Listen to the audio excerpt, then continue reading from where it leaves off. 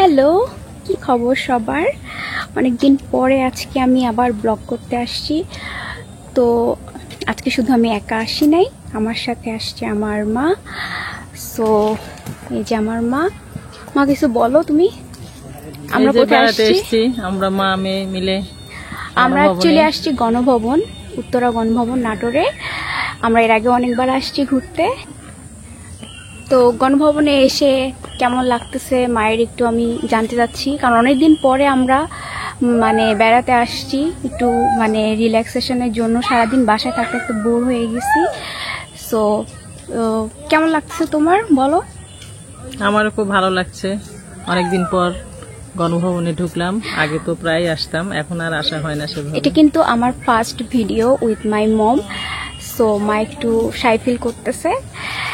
তো চলো আমরা একটু দেখাই এখানকার ভিউগুলো কেমন। অ্যাকচুয়ালি এটা অনেক সুন্দর, আর মোটামুটি সবাই জানে যে গণভবন কতটা ফেমাস ইন বাংলাদেশ। সো তারপরেও চলো আমরা তোমাদের সাথে শেয়ার করি। উত্তরা গণভবনটি নাটোর শহর থেকে প্রায় 2 থেকে 3 কিলোমিটার উত্তরে নাটোর বগুড়া মহাসড়কের পাশে দীঘাপতিয়ায় অবস্থিত, যা দীঘাপতিয়া রাজবাড়ি নামেও অনেকের কাছে এটি পরিচিত। প্রাসাদের সামনেই ঢুকতে একটি বিশাল বড় ঘড়ি দেখা যায়। এটি ইটালি থেকে আনা 1800 শতকের। তখনকার দিনের এমন ঘড়ি ছিল খুবই বিরল। এই 18 শতকে রানী ভবানী ছিলেন নাটোরের বিখ্যাত জমিদার, আর তার দারেন রাজা দোয়ারাম এই প্রাসাদটি বানান। গণভবনের প্রবেশের এন্ট্রি ফি পার পারসন 30 টাকা। সাধারণত গরমকালে এই গণভবনটি সকাল 10টা থেকে সন্ধ্যা 6টা পর্যন্ত খোলা থাকে, আর শীতের সময় 10টা থেকে বিকেল 5টা পর্যন্ত খোলা থাকে। তবে রবিবার এবং সরকারি ছুটির দিনগুলোতে গণভবনটি বন্ধ থাকে।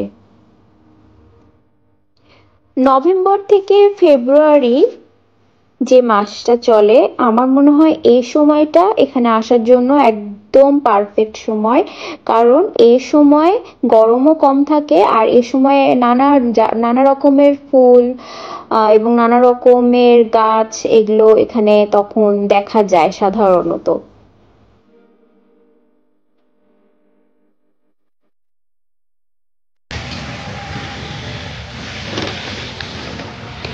এই রাউন্ড প্লেসটা আমার খুব ভালো লাগে, খুব সুন্দর এই এরিয়াটা ছবি তোলার জন্য, ফটোশুট করার জন্য। Obviously this is a great place. তোমরা যারা উত্তরা গণভবনে আসতে চাও ঢাকা থেকে, আমি বলি তাদেরকে ঢাকা থেকে নাটোরে আসতে কিন্তু খুব বেশি সময় লাগে না। ঢাকা থেকে নাটোরে যদি তোমরা বাসে করে আসো, দেন তোমাদের 4 থেকে 5 ঘন্টা সময় লাগবে। আর যদি তোমরা ট্রেনে করে আসো তাহলে তো আরো কম সময় লাগবে, কারণ ট্রেনে করে ঢাকা থেকে নাটোরে আসতে 3 থেকে 4 ঘন্টা সময় লাগে যদি কোনো প্রবলেম না থাকে। সো এটা খুবই একটা ভালো সুযোগ তোমাদের, ইজিলি তোমরা চলে আসতে পারবা। আর বাস ভাড়াও বেশি লাগে না, আই থিঙ্ক 350 থেকে আর 600-700 এরকমের মধ্যেই তোমরা বাস ভাড়ার মধ্যেই তোমরা আসতে পারো।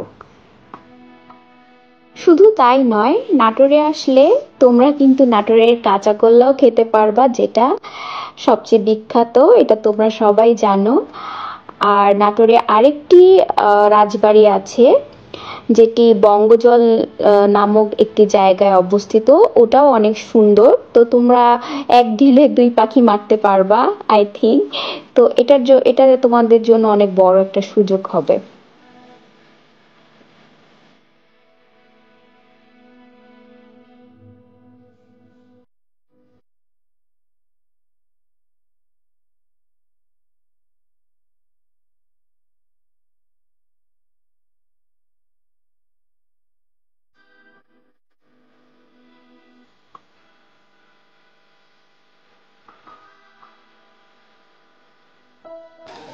অ্যাকচুয়ালি আজকে এত গরমে আমাদের অবস্থা খুব খারাপ। আর এটা আসলে 5টার সময় বন্ধ হয়ে যায়, আমরা একটু লেট করছি আসতে, এই জন্য আমরা একটু তাড়াহুড়ার মধ্যে আসি। আমরা যতটুকু পারি আমি ট্রাই করব তোমাদের সাথে শেয়ার করার জন্য, সো আমার সাথে থাকো। তোমরা যখনই এখানে আসো ঘুরতে, আমি তোমাদেরকে সাজেস্ট করব তোমরা ডেফিনেটলি সকালে আসার ট্রাই করবা, কারণ সকালবেলা এত সুন্দর আলো থাকে, সেই আলোতে তোমরা যে ছবি তুলবা সেই ছবিগুলো অনেক সুন্দর আসবে। আর এই আমরা যে সময় গিয়েছিলাম সেই সময়টা অ্যাকচুয়ালি সন্ধ্যা লাগার মুহূর্ত, সো ওই সময়গুলোতে আসলে ভালো সেরকম ক্লিপস পাওয়া যায় না। তারপর আমি চেষ্টা করেছি তোমাদের সামনে তুলে ধরার জন্য, বাট ডেফিনেটলি তোমরা সকালে আসার ট্রাই করবা। এই পুরো উত্তরা গণভবনের যতগুলো দালান রয়েছে সবগুলোই কিন্তু লাল রঙের ইট দিয়ে তৈরি, আর এগুলোর যে বাইরের রং সেটাও কিন্তু লাল। ভবনের চারিপাশটা জুড়েই কিন্তু শুধু বাগান আর পুকুর। এই রাজপ্রাসাদের ভেতরেও কিন্তু রয়েছে রাজকীয় নানা রকম আসবাবপত্র এবং রাজাদের ব্যবহৃত অনেক রকম জিনিস। তো হাঁটতে হাঁটতে আমরা এখন মাঠের দিকে চলে আসছি। এটা হচ্ছে গণভবনের পুরা বিশাল বড় একটা এরিয়া। তো আমি তোমাদের দেখাচ্ছি, জাস্ট লাইক দ্যাট। এত সবুজ, এখানে আসলে মানুষের মন অনেক ভালো হয়ে যাবে যে এত সবুজ। আর আমার তো মানে কি বলে, আমি খুবই মানে এখানে আসতে খুবই মানে ভালোবাসি। আমার যখনই মানে টাইম পাই, মানে যদি থাকি এখানে, তখন আমি আসি বেড়াতে, কজ অনেক ভালো লাগে, প্লেসটা অনেক সুন্দর। আর তোমরা কি জানো, একটা ইনফরমেশন দিই, সেটা হচ্ছে তুমি কি জানো যে হচ্ছে গণভবন এটা প্রধানমন্ত্রীর দ্বিতীয় একটা থাকার স্থান। গণভবন কিন্তু প্রধানমন্ত্রীর থাকার দ্বিতীয়, মানে গণভবনের মানে ঢাকায় যে আছে সেটার পরে যে থাকার যে একটা প্রধানমন্ত্রীর যে জায়গা, সেটা কিন্তু নাটোর উত্তরা গণভবন। সো এটা চিন্তা করলে আমার আরো খুব ভালো লাগে। সো ইয়া,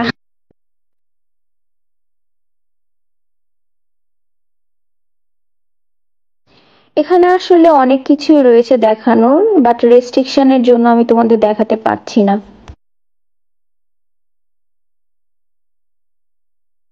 অ্যাকচুয়ালি গণভবনে কিন্তু অনেক বসার জায়গা আছে, যারা মানে অনেক মানুষ আসলে ওখানে কোনো প্রবলেম হয় না, সবাই নিজেদের মতো যেখানে জায়গা পায় বসে পড়ে।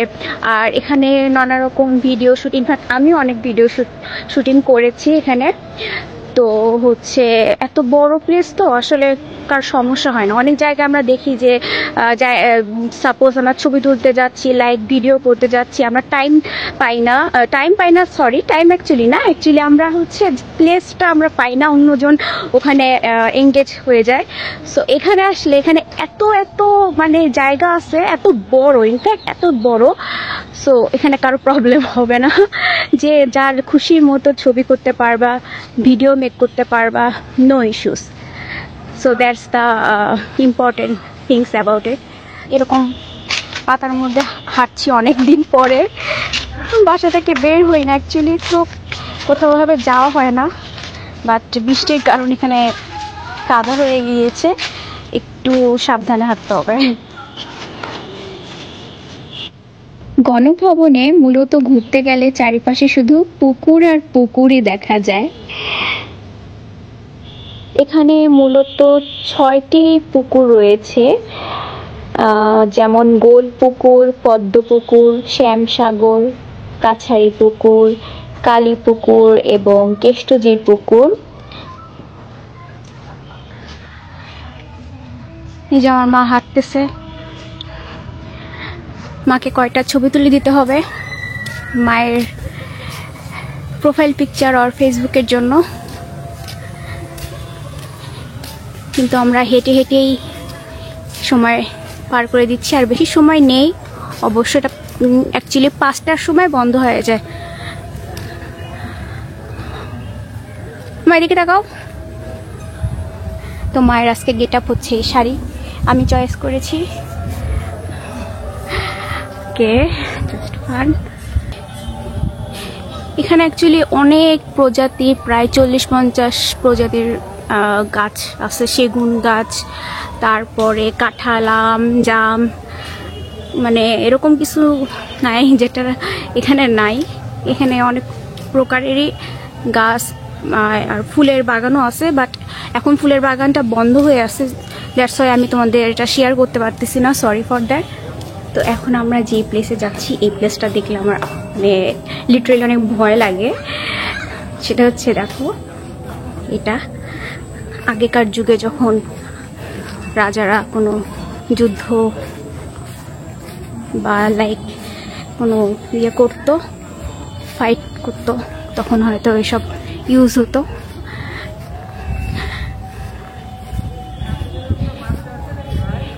এখানে আসলে অসংখ্য জায়গা আছে যে আমি তোমাদের আসলে দেখা একদিনে শেষ করা পসিবল না।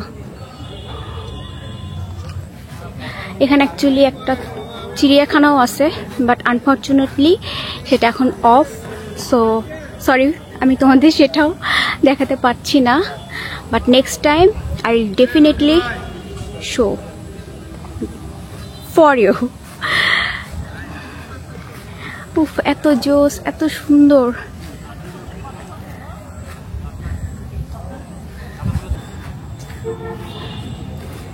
এই গাছটার আসল যে কি নাম আমি জানি না, তোমরা জানলে আমাকে অবশ্যই জানাবা। কিন্তু এটা দেখতে খেজুর গাছের মতো না? এই যে প্যালেসটি দেখতে পাচ্ছ, এটার নাম কুমার প্যালেস, আর এই সামনে রয়েছে কামান। এখানকার উল্লেখযোগ্য যে সকল জিনিস মোটামুটি পরিচিত সবার কাছে, সেটি হচ্ছে কামান, তারপর এখানকার কোষাগার ভবন, জাদুঘর, কলিং বেল, দেয়াল ঘড়ি, তারপরে একটি হরিণের মাথায় ট্রফি রয়েছে যেটি ভিতরে আছে। তাছাড়াও বিভিন্ন বিদেশি গাছ, এগুলো তো এখানে অনেক ফেমাস, আর মার্বেল মূর্তি।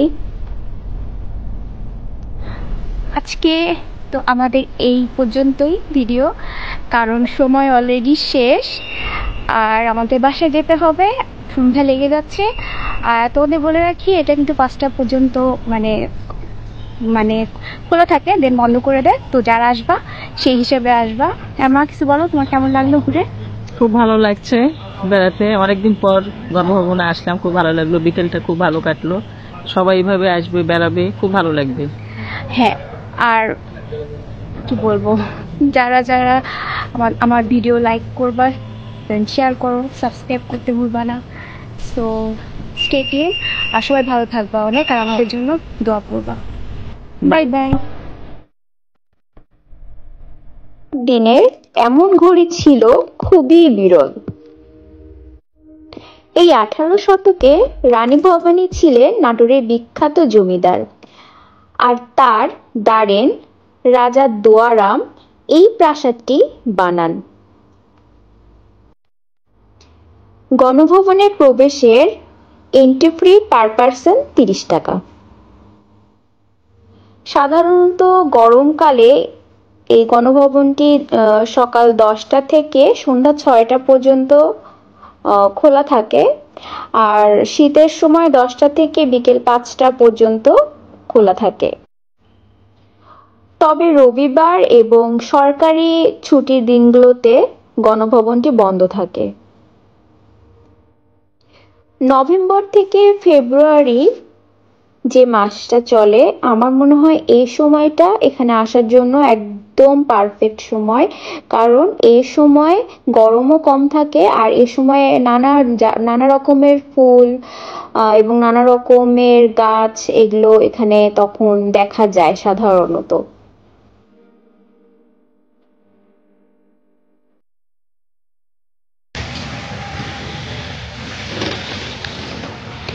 এই রাউন্ড প্লেসটা আমার খুব ভালো লাগে, খুব সুন্দর এই এরিয়াটা, ছবি তোলার জন্য, ফটোশ্যুট করার জন্য। Obviously this is a great place.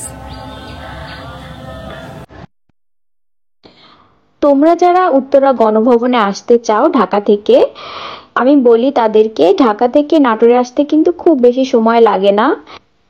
Dhaka থেকে নাটোরে যদি তোমরা বাসে করে আসো দেন তোমাদের 4 থেকে 5 ঘন্টা সময় লাগবে। আর যদি তোমরা ট্রেনে করে আসো তাহলে তো আরো কম সময় লাগবে, কারণ ট্রেনে করে ঢাকা থেকে নাটোরে আসতে 3 থেকে 4 ঘন্টা সময় লাগে যদি কোনো প্রবলেম না থাকে। সো এটা খুবই একটা ভালো সুযোগ তোমাদের, ইজিলি তোমরা চলে আসতে পারবা। আর বাস ভাড়াও বেশি লাগে না, আই থিঙ্ক 350 থেকে আর 600-700 এরকমের মধ্যেই তোমরা বাস ভাড়ার মধ্যেই তোমরা আসতে পারো। শুধু তাই নয়, নাটোরে আসলে তোমরা কিন্তু নাটোরের কাঁচাগোল্লাও খেতে পারবা, যেটা সবচেয়ে বিখ্যাত, এটা তোমরা সবাই জানো। আর নাটোরে আরেকটি রাজবাড়ি আছে যেটি বঙ্গজল নামক একটি জায়গায় অবস্থিত, ওটাও অনেক সুন্দর। তো তোমরা এক ঢিলে 2 পাখি মারতে পারবা আই থিঙ্ক। তো এটা তোমাদের জন্য অনেক বড় একটা সুযোগ হবে।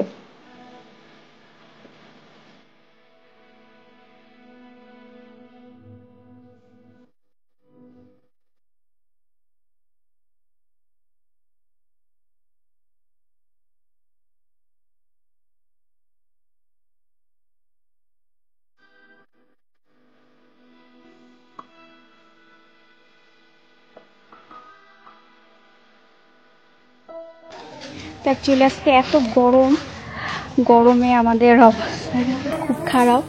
আর এটা আসলে 5টার সময় বন্ধ হয়ে যায়, আমরা একটু লেট করছি আসতে।